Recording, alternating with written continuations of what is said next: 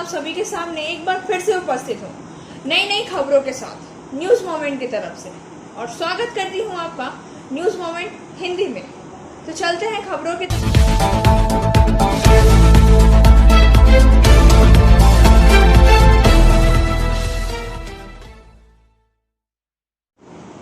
CBSE date sheet 2021-22।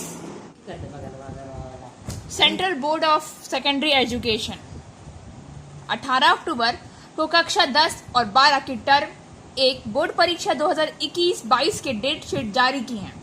CBSE कक्षा 10 और 12 के लिए पहली बार बोर्ड परीक्षाएं नवंबर-दिसंबर में ऑफलाइन आयोजित करेगा। उम्मीदवार आधिकारिक वेबसाइट cbse.gov.in पर डेट शीट देख सकते हैं। इस साल से CBSE पिछले साल तक पालन किए जाने वाले एक वार्षिक परीक्षा पैटर्न के बजाय 2 बोर्ड परीक्षा आयोजित करेगा। माध्यमिक और वरिष्ठ माध्यमिक छात्रों के लिए टर्म 2 परीक्षा फरवरी-मार्च 2022 में आयोजित की जाएगी। परीक्षा की अवधि वस्तुनिष्ठ प्रकार की होगी और परीक्षणों की अवधि 90 मिनट की होगी। सर्दी का मौसम होने की वजह से परीक्षाएं सुबह 11:30 बजे से शुरू होंगी। CBSE परीक्षा नियंत्रक संयम भारद्वाज ने कहा है कि जारी तिथि पत्र प्रमुख विषयों के लिए है, जबकि छोटे विषयों के लिए कार्यक्रम अलग से स्कूल को भेजा जाएगा। कक्षा 10 और 12 के लिए लघु विषयों की परीक्षा क्रमशः 17 नवंबर और 16 नवंबर से शुरू होंगी। एक बार टर्म 1 परीक्षा समाप्त होने के बाद अंक पत्र के रूप में परिणाम घोषित किए जाएंगे। हालांकि पहले टर्म के बाद किसी भी छात्र को पास, कंपार्टमेंट और जरूरी रिपीट कैटेगरी में नहीं रखा जाएगा। अंतिम परिणाम पहली और दूसरी अवधि की परीक्षाओं के बाद घोषित किया जाएगा। इस बीच बोर्ड ने कक्षा 10 और 12 के सैंपल पेपर और टर्म 1 परीक्षाओं के 2021-22 के लिए मार्किंग स्कीम जारी कर दी है। जिन छात्रों को परीक्षा में शामिल होना है वे बोर्ड की आधिकारिक वेबसाइट cbseacademic.nic.in पर चेक कर सकते हैं। Abhinav Ginni house at KN Mukherjee land, Asansol. Telephone number 03412311 mobile number 9933990442। It deals in diamond, gems and stones, gold hallmark jewelries, silver items and utensils, zodiac power item। आने वाले चुनावी मैदान में आमना सामना जितेंद्र तिवारी बाबुल सुप्रियो का। आसनसोल के सांसद बाबुल सुप्रियो ने तृणमूल में शामिल होने के बाद आज सांसद पद से इस्तीफा दे दिया। वहीं अब अटकलें लगाई जा रही हैं कि वह चुनाव में तृणमूल कांग्रेस के उम्मीदवार हो सकते हैं। आशंका जताई जा रही है कि उपचुनाव में भाजपा जितेंद्र तिवारी उतार सकते हैं, यानी कि हो सकता है कि उपचुनाव में बाबुल सुप्रियो और जितेंद्र तिवारी चुनावी मैदान में आमने सामने हो। मिलाद उन नबी या ईद ए मिलाद इस्लाम के पैगंबर हजरत मोहम्मद साहब के जन्मदिन के अवसर पर मनाया जाता है। यह त्यौहार कई मुसलमानों द्वारा मनाया जाता है। इसे ई मिलाद नबी दिवस, मोहम्मद के जन्मदिन या पैगंबर के जन्मदिन के नाम से उन नबी के नाम से भी जाना जाता है। और इसी अवसर पर इंसानियत वेलफेयर सोसाइटी के श्री सद्दाम खान ने अपनी शुभकामनाएं दी हैं। आसनसोल के पूर्व मेयर जितेंद्र तिवारी ने किया संवाददाता सम्मेलन। आसनसोल के पूर्व मेयर और भाजपा नेता जितेंद्र तिवारी ने मंगलवार को अपने आवासीय कार्यालय में एक संवाददाता सम्मेलन किया। इस दौरान आसनसोल नगर निगम के पूर्व पार्षद आशा शर्मा, भृंगू ठाकुर, मधुमिता चैटर्जी, अमित तुलसियान आदि भी उपस्थित थे। इस मौके पर जितेंद्र तिवारी ने आसनसोल के विकास को लेकर कुछ महत्वपूर्ण बातें बताई हैं। उन्होंने कहा है कि इससे पहले कई बार आसनसोल के सर्वांगीण विकास को लेकर पश्चिम बर्धमान जिला शासक, आसनसोल के सांसद, मंत्री, एटीडीए के चेयरमैन सहित प्रशासन के आला अफसर को चिट्ठी दी गई है। जितेंद्र तिवारी ने कहा है कि यह कोई राजनीतिक मसला नहीं है। आसनसोल का विकास सभी चाहते हैं। सभी राजनीतिक पार्टियों को इस विषय पर एकजुट होकर काम करने की जरूरत है। जितेंद्र तिवारी ने कहा है कि आसनसोल बचेगा तो हम सभी बचेंगे, इसलिए आसनसोल के विकास के मुद्दे पर पार्टी स्वार्थों से ऊपर उठकर काम करने की जरूरत है। সরকারের কাছে অ্যাপ্রুভালের জন্য পাঠান। আসানসোলকে যদি বাঁচতে হয় তাহলে আগামী দিনে আসানসোলের জন্য একটা মাস্টার প্ল্যানের প্রয়োজন আছে। ডিএম সাহেবের কাছে কোনো উত্তর না পাওয়ার পর এখান থেকে যারা যারা জনপ্রতিনিধি হয়েছে, সেই যে দলেই হোক না কেন, সাংসদ থেকে নিয়ে মন্ত্রী থেকে নিয়ে বিধায়ক অবধি যারা আছেন, সবাইকে আমরা 19 তারিখ পরবর্তী ক্ষেত্রে 16 তারিখ তাদেরকে আবার আমরা চিঠি দিয়ে রিকোয়েস্ট করেছি যে প্লিজ আপনারা জনপ্রতিনিধি, আসানসোলের মানুষ আপনাদেরকে নির্বাচিত করেছে, এই শহরের প্রতি আপনারা অলরেডি করছেন, কিন্তু আরো কিছু দায়িত্ব আছে এবং এই আসানসোল শহর বাঁচলেই আমরা সবাই বাঁচবো। এই শহরটা যদি না থাকে তাহলে কাকে নিয়ে রাজনীতি? সব রাজনীতি তো এই অঞ্চলের মানুষকে নিয়ে। এই অঞ্চলের মানুষের জীবন যদি বিপন্ন হয় তাহলে কাকে নিয়ে রাজনীতি করবো? রাজনীতি করার আরো অনেক সময় আসবে। কিন্তু আমরা সবাই মিলে রিকোয়েস্ট করছি আমাদের জনপ্রতিনিধিদেরকে যারা জিতেছেন ভোটে যে প্লিজ আপনারা এটা নিয়ে অগ্রণী ভূমিকা পালন করুন। সমস্ত ডিপার্টমেন্টকে নিয়ে একটা master plan, comprehensive master plan, যেখানে আসানসোলে সবকিছু থাকবে, সব চিন্তা ভাবনা থাকবে, সেটা তৈরি করুন এবং রাজ্য সরকারকে দিয়ে সেটা অ্যাপ্রুভ করান।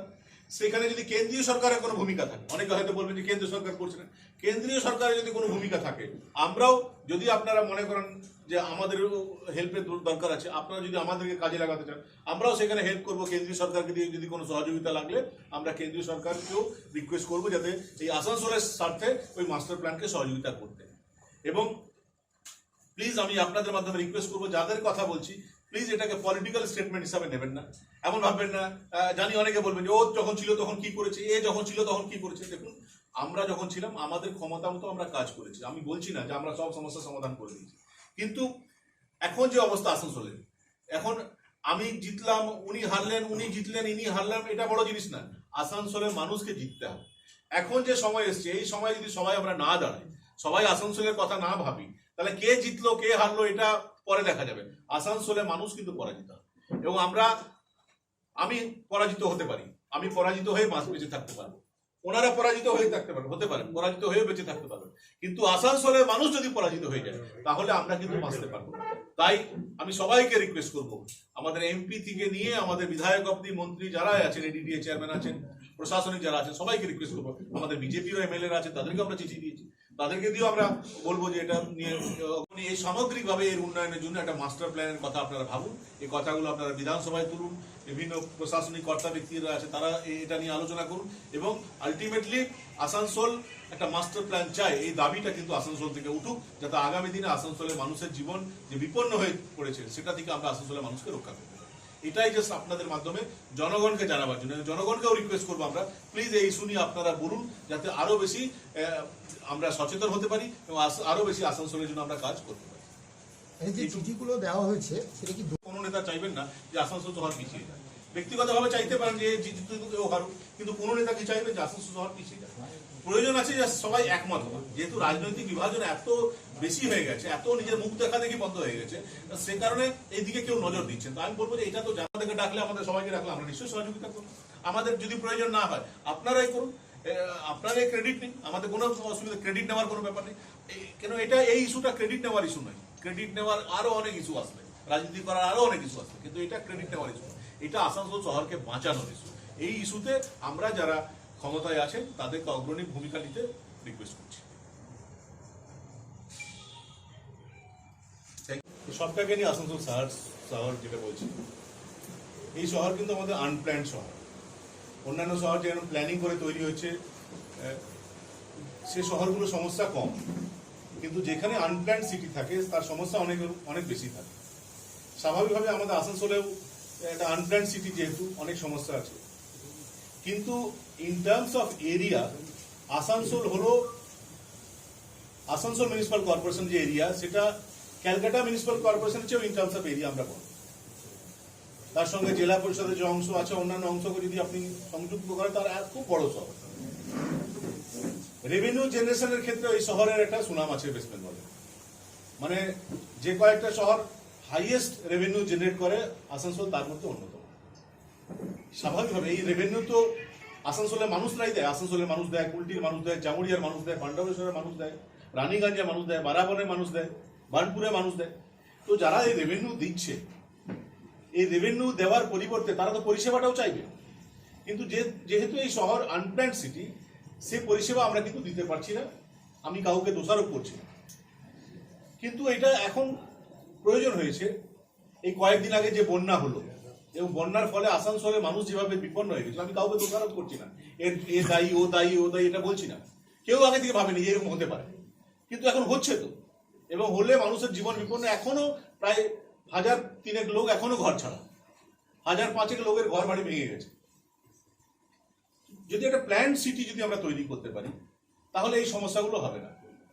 এবং এটা মাথায় রেখেই 11/10 আমরা এই জেলার যিনি জেলা শাসক তাকে একটা চিঠি দিয়েছিলাম। সেখানে রিকোয়েস্ট করেছি আমরা যে আপনি আসানসোল কর্পোরেশন, পশ্চিম বর্ধমান জেলা পরিষদ, এডিডিএ, শিক্ষা দপ্তর, স্বাস্থ্য দপ্তর, PWD, electricity department, land department, ECL আছে, ইসকো আছে, সবাইকে নিয়ে, সামগ্রিকভাবে সবাইকে নিয়ে Asansol Angel Vidya Mandir, a sure way to success. We provide class 8 to 10, class 11 and 12, graduation honors and program. We also provide all types of competitive class.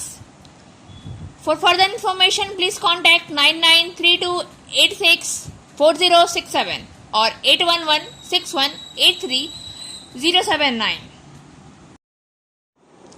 सरकारी नियमों के अनुसार 11 स्टॉक से 5 नवंबर तक बालू निकाला जा सकता है। ऐसे में जिन वाहनों के लिए रेत निकाली जानी चाहिए उनका पंजीकरण और ई कंसाइनमेंट उनके पास होना चाहिए। उन्हें बताया गया है कि ईसीएल फिलहाल अपने 14 स्टॉक पॉइंट या रिजर्व से रेत निकाल सकेगा। हालांकि इसके अतिरिक्त जिला मजिस्ट्रेट संदीप टुड्डू ने सोमवार को ईसीएल के अधिकारियों के साथ बातचीत करके चर्चा की कि ईसीएल रेत को खदान तक कैसे ले जाया जाता है। भू राजस्व विभाग ने जामुड़िया से 34,000 CFT रेत भी बरामद की है। सूत्रों ने बताया है कि रेत इसको 48 लाख रुपए में दी गई है। इस समस्या में के समाधान के लिए जिला प्रशासन ने प्रमुख में 5 पट्टा क्षेत्र बाराबनी, अंडाल, पांडेश्वर में बालू खनन की अनुमति दी थी। स्टॉक से बालू की बिक्री समय सीमा 5 नवंबर तक बढ़ा दी गई है। हालांकि यह बताया गया है कि किसी भी परिस्थिति में नदी से या नदी के किनारे से रेत नहीं निकाली जा सकती है। वे पुराने हस्तलिखित चालानों के बजाय ई चालान जारी करेंगे। BLRO और पुलिस को रेत लेने वाले वाहन नंबरों के साथ अपनी शादी से पहले को पंजीकृत करना होगा।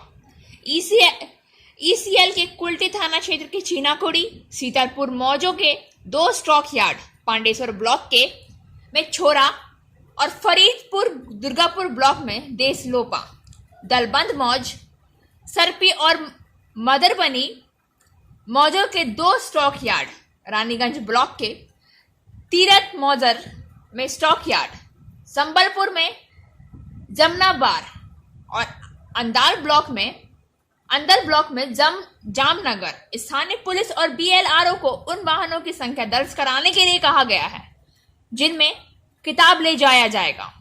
स्थानीय BLRO कार्यालय द्वारा रेत जब्त कर लिया गया।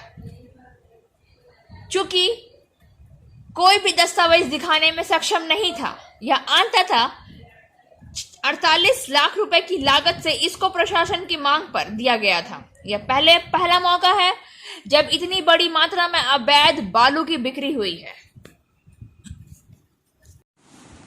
Motion Durgapur study centre challenge for 100% success guarantee और 100% मनी रिफंड।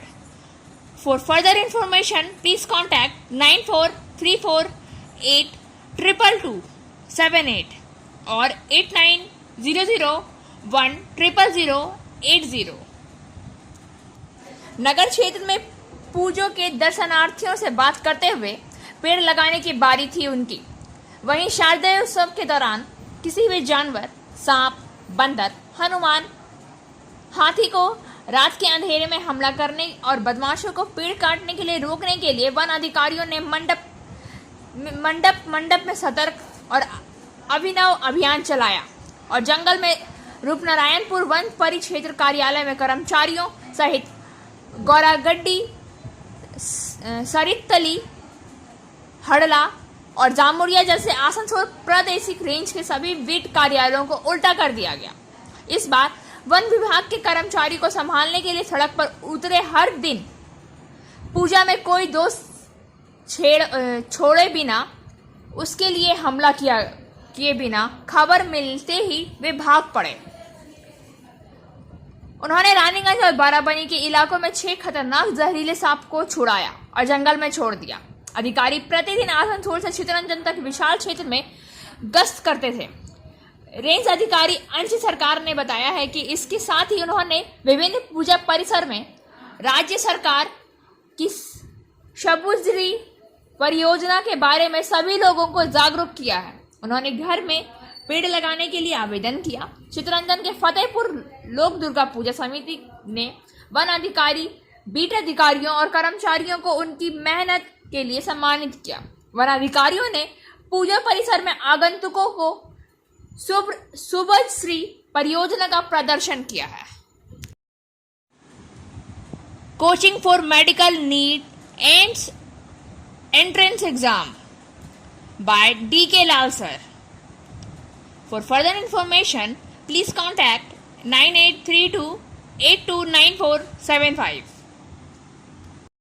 बाराबनी से मनोज शर्मा के अनुसार बाराबनी विधानसभा में एक ही परिवार के अशोक बौरी और बुधन बौरी अपने ही देवर हारू बौरी की उपस्थिति मृतक के परिवार के साथ खड़े होकर परिवार को आर्थिक सहायता प्रदान करना और अपराधी को कड़ी सजा देना। रूमा सिंह सदस्य बाराबनी पंचायत समिति की, सुलेखा बौरी, शिव बौरी, छोटन बौरी, संग्राम, बापटन, काजल, बिल्लू, श्रीचरण, गणेश बौरी और कई अन्य लोग। আজ আমরা আসানসোল তথা প্রগতিশীল বাউরি সমাজের পক্ষ থেকে যে মুনিগ্রামে যে মর্মান্তিক ঘটনা ঘটেছে তাই আমরা তাদের বাড়িতে এসেছি। যে অশোক বাড়ি সম্ভবত বাড়ি নাকি, ওনার বাড়ির সামনে দাঁড়িয়ে ওনার বৌদি বা মিসেস এখানে রয়েছেন।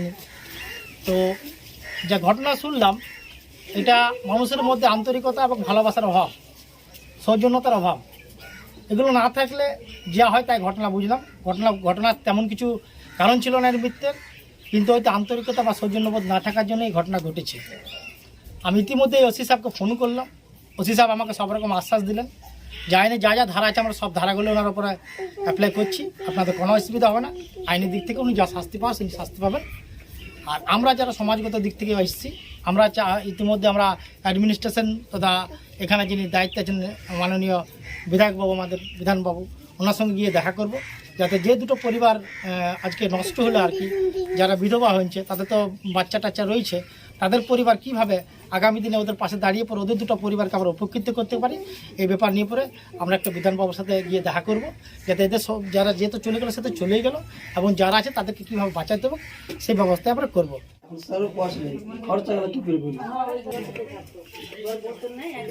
দিদি বুঝি 3 দিনই করতে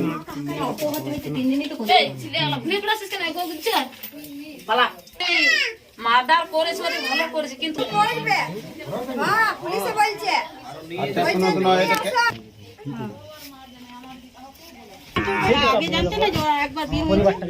না জানতাম না। যখন বিয়ে হয়ে আমার ছেলে যখন গায়ে আসে তখন ওর গ্রামে বলছে যে মা তুমি কেন বিয়ে করলে ছেলেটাকে, মা বলছে কেন ওর গ্রামের একটা কাকি আছে, সে আমার টেনে ঘরকে ঢুকায়, সে ঘরকে ঢুকাই পটে দিয়ে বলছি জানিস আমি না তোর মতন একটা বিটি ছেলে ছিল, তখন তুমি কি চাইছো আমি স্বামীর ঘর করতে চাই, আমি চাই আমার आसनसोल नगर निगम ने अवैध रूप से लगाए गए विज्ञापनों के खिलाफ अभियान चालू किया। आसनसोल नगर निगम ने अवैध रूप से लगाए गए विज्ञापनों के खिलाफ एक बार फिर से अभियान शुरू किया है। अध्यक्ष अमरनाथ चटर्जी के निर्देश पर नगर निगम की टीम ने सोमवार को शहर के विभिन्न हिस्सों में पोल कियोस्क के माध्यम से अवैध रूप से लगाए गए विज्ञापनों के खिलाफ अभियान चलाया है। नगर निगम के उप सहायक अभियंता सद्दालमुल हक के नेतृत्व में काली पहाड़ी और उसके आसपास करीब 2 दर्जन खंभों से खोखे हटाए गए हैं। बताया गया है कि इस तरह के अवैध विज्ञापनों के भरमार हैं। इससे पहले अवैध होर्डिंग्स को काटा गया और हटाया गया। अध्यक्ष अमरनाथ चटर्जी ने कहा है कि शहर में विकास के लिए धन की जरूरत है। नगर निगम के आय के स्रोत सीमित हैं। इन्हीं सीमित संसाधनों से जागरण काली पहाड़ी क्षेत्र में अवैध रूप से लगाए गए विज्ञापनों को हटाकर नगर निगम कर्मियों को बढ़ाने के लिए ऐसा किया जा रहा है। उन्होंने लोगों से अपील की है कि नगर निगम के लाइसेंस मिलने के बाद जो टैक्स मिले उसका भुगतान करें। ध्यान फाउंडेशन के द्वारा गौवंश की रक्षा। ध्यान फाउंडेशन द्वारा गौवंश की रक्षा और सेवा के लिए सराहनीय कार्य किया जाएगा। आसनसोल के छाता पाथर स्थित बंद ग्लास फैक्ट्री में फाउंडेशन द्वारा संचालित गौशाला में गौवंश की सेवा की जा रही है। ध्यान फाउंडेशन के स्वसेविका गायत्री कपूर ने बताया है कि बीते 16 अक्टूबर को निमचिता बॉर्डर आउटपोस्ट नर्दन फाइटर्स ने बीएसएफ के जवानों की ओर से बचाए गए 18 गायों को ध्यान फाउंडेशन में आसनसोल के ऊषा ग्राम स्थित बंद ग्लास फैक्ट्री परिसर स्थित गौशाला में लाया गया। उन्हें बीएसएफ जवानों द्वारा तस्करों से बचाया गया था, जो उन्हें भारतीय सीमा पार कराने के लिए की फिराक में थे। गायत्री कपूर ने बताया कि आसनसोल के ऊषा ग्राम स्थित बंद पड़े ग्लास फैक्ट्री परिसर में तस्करों के हाथों से बचाए गए मवेशियों को लाया गया। यहाँ उनकी संस्था की तरफ से बीते 1.5 वर्षों से यह सेवा कार्य किया जा रहा है। दिल्ली की इस संस्था ने पूरे देश में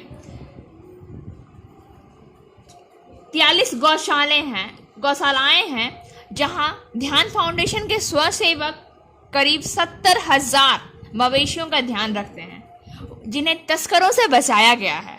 गायत्री कपूर ने कहा है कि बीएसएफ के जवान अपनी जान की बाजी लगाकर तस्करों के हाथ से इन्हें बचाते हैं, लेकिन कुछ अधिकारियों के कारण बीएसएफ के जवान की सारी मेहनत धरी की धरी रह जाती है।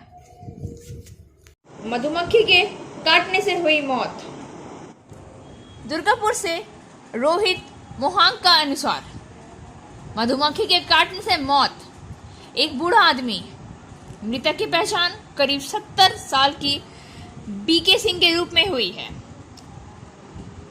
MAAMC कॉलोनी दुर्गापुर निवासी DOHL फैक्ट्री के एक सेवानिवृत्त अधिकारी की सोमवार दोपहर बाद मौत हो गई। स्थानीय लोगों ने कहा कि बूढ़ा सोमवार को सड़क पार कर रहा था, तभी दुर्गापुर के एक सरकारी कॉलेज के पास मधुमक्खियों के झुंड ने उसे घेर लिया। घटना के कुछ देर बाद ही वह दौड़ा और एक निर्माणाधीन स्थानीय मकान के पुल में कूद गया। स्थानीय लोगों ने उसे बचाया और विधाननगर अनुमंडल अस्पताल में भर्ती कराया। पटना पुरी स्पेशल का परिचालन। आसनसोल यात्रियों की सुविधा के लिए पुरी और पटना के बीच चलने वाली स्पेशल ट्रेन के और भी 3 अतिरिक्त फेरे लगाई जाएंगी। ट्रेन संख्या 08439 पुरी पटना स्पेशल 16 अक्टूबर 2021 से 30 अक्टूबर 2021 3 ट्रिप चलेगी। इसके बीच प्रत्येक शनिवार को पुरी से 14:55 में खुलेगी और दूसरे दिन 9:25 में पटना पहुंचेगी। आसनसोल में इस ट्रेन का प्रस्थान समय दूसरे दिन 2:20 में रहेगा। अब ट्रेन संख्या 844 पटना पुरी स्पेशल दिनांक 17 अक्टूबर 2021 से 31 अक्टूबर 2021 तक 3 ट्रिप में चलेगी। इस बीच प्रत्येक रविवार को पटना से 13:45 में खुलेगी और दूसरे दिन 9:45 में पूरी पहुंचेगी। आसनसोल में इस ट्रेन का प्रस्थान समय उसी दिन 2:40 में रहेगा। इन ट्रेन में जनरल द्वितीय श्रेणी, स्लीपर क्लास और वातानुकूलित ट्रेन की सुविधा उपलब्ध रहेगी। बल्लभपुर पेपर मिल में कर्मचारियों ने किया प्रदर्शन। धरना मंगलवार को 4 दिन तक चला। मजदूरों की इस हरकत को देखते हुए पूरे पेपर मिल के अधिकारियों ने काम में शामिल होने के लिए पेपर मिल के गेट पर एक नोटिस लगा दिया। फैसला तो कुछ दिन पहले ही लिया गया था, लेकिन पूजा के 10वें दिन के बाद से पेपर मिल मजदूरों ने तभी मजदूर संगठनों के सदस्यों के साथ पूजा के दिन में बिना किसी शोर शराबे के 16 तारीख से लगातार हड़ताल का आह्वान किया। स्वाभाविक रूप से पेपर मिल के कर्मचारियों की ऐसी हड़तालों के कारण पेपर मिल अधिकारियों ने हाथ पांव फूल गए। पेपर मिल संगठन के वामपंथी नेता ने पेपर मिल अधिकारियों के मजदूरों का वेतन बढ़ाने की मांग को लेकर मांग की, लेकिन पेपर मिल अधिकारी ने कोई कार्यवाही नहीं की। हालत इस कदर पहुंच गई कि 3 साल बीत जाने के बाद भी पेपर मिल मजदूरों की मजदूरी अब पहले की तरह ही दी जा रही है। आंदोलनकारियों का दावा है कि बोनस से पहले जो पैसा दिया जाना था उसका भुगतान भी नहीं किया करते हैं और नतीजा यह हुआ कि पेपर मिल के सभी मजदूर आग में घी डालने के समान हो गए। जमीनी स्तर के कार्यकर्ता संगठन ने नेताओं ने भी सभी ऐसी ही मांग की है। उन्होंने पेपर मिल की अथॉरिटी के मजदूरों की मजदूरी बढ़ाने की मांग की, लेकिन उन्हें मजदूरों की मजदूरी बढ़ाने के लिए कोई पहल नहीं की है। उन्होंने अपने बयान में कहा है कि इस मुद्दे को ध्यान में रखते हुए अपनी हड़ताल जारी रखेंगे। हालांकि सभी राजनीतिक दलों के सदस्यों की एक ही मांग है कि वे बिना किसी राजनीतिक रंग को देखते हुए मजदूरों के हित के लिए संघर्ष में शामिल हुए। इस बीच पेपर मिलों के लगातार बंद रहने के वजह से पेपर मिलों का उत्पादन ठप हो गया है। हालांकि इस सभी मुद्दों में आलोक के पेपर मिल के अधिकारी मीडिया से कुछ भी कहना नहीं चाहते हैं। और अब बारी आज के SMS ऑफ द मोमेंट की। It's not money but the time will spend in your true treasure. यह पैसा नहीं है, लेकिन जो समय व्यतीत होगा वह आपका असली खजाना है। खबरों का सिलसिला यहीं समाप्त होता है। वक्त हो गया है आपसे विदा लेने का। हमारे वीडियो को लाइक करें, चैनल को सब्सक्राइब करें और आगे की अधिसूचना के लिए घंटी वाले आइकन को पुश करना ना भूलें।